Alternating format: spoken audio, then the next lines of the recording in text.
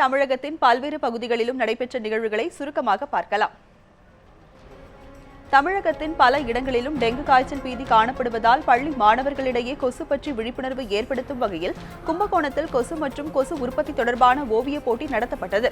இதில் ஏராளமான மாணவ மாணவியர்கள் ஆர்வமுடன் பங்கேற்று தங்களது திறமைகளை வெளிப்படுத்தினர்.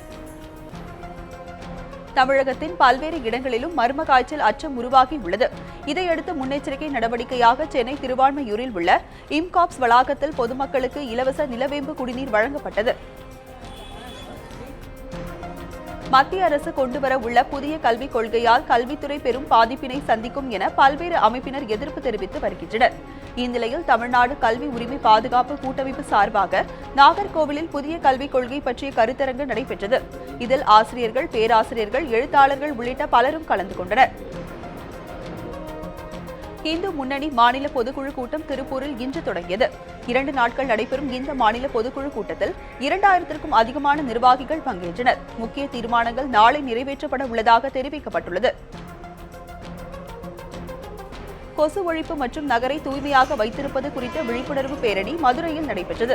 கல்லூரி மாணவிகள் பங்கேற்ற இந்த பேரணி மதுரை லேடி டேக் கல்லூரியில் தொடங்கி நகரின் முக்கிய சாலைகள் வழியாக சென்றது.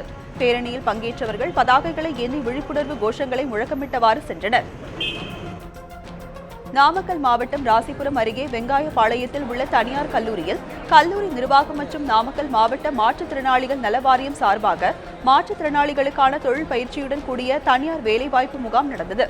இன்று மாலை 4 மணி வரை நடைபெற்ற இந்த முகாமில் நாமக்கல், ராசிபுரம், திருச்செங்கோடு உள்ளிட்ட பல்வேறு பகுதிகளைச் சேர்ந்த 350க்கும் அதிகமான மாற்றுத்திறனாளிகள் பங்கேற்றனர். விரைவில் நடைபெறவுள்ள உள்ளாட்சி தேர்தலில் நகராட்சி மற்றும் பேரூராட்சி தேர்தலுக்கு மின்னணு ஓட்டுப்பதிவு இயந்திரம் பயன்படுத்தப்பட உள்ளது.